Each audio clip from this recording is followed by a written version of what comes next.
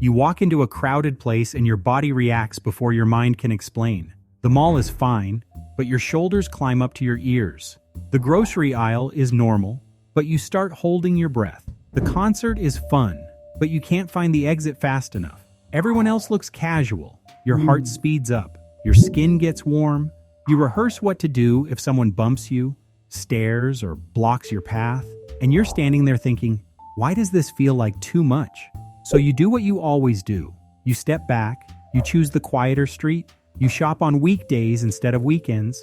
You leave early and feel guilty for feeling relieved. You aren't overreacting. You aren't weak. You aren't being difficult. You're protecting your nervous system from overload. Because crowded places don't just contain people. They contain unpredictability, noise, eye contact, micro decisions. 1,000 tiny signals your brain has to process at once. Psychology calls the filter that handles this sensory gating. Simple definition: it's your brain's ability to decide what gets through and what gets muted.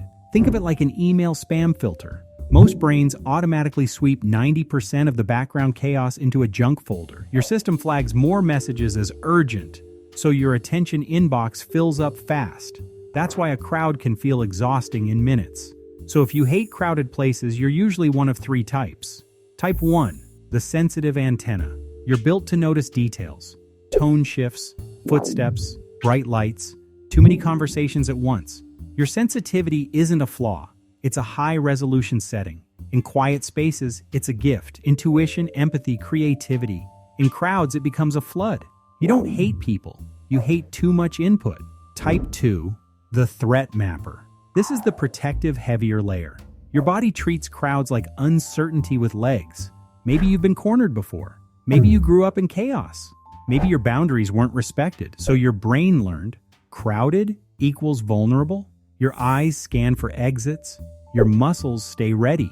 You don't relax because your body believes relaxation is how you get blindsided. Type 3, the space sovereign. This one is quieter, almost spiritual. You like autonomy. You don't chase environments where you lose control of your pace. You like choosing who gets access to you. Crowds feel like forced intimacy. Too close, too loud. Too many strangers demanding a slice of your attention. You'd rather meet life in smaller doses, on purpose.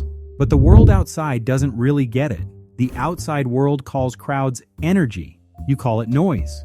It calls packed rooms community. You call it intrusion. It treats constant stimulation like proof you're living. You treat it like exhaustion. Your world is clearly different. Your world is strategic. Your inner world values safety, clarity, and recovery. You don't want a bigger life. You want a livable one. But there's an honest question hiding under this. Are you avoiding crowds because you prefer calm, or because your world is shrinking, or because you feel anxiety?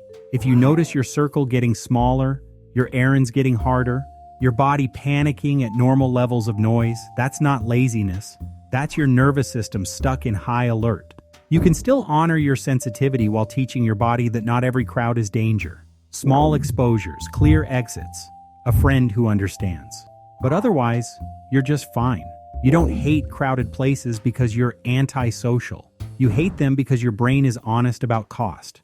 Comment what type you are: sensitive antenna, threat mapper, or space sovereign.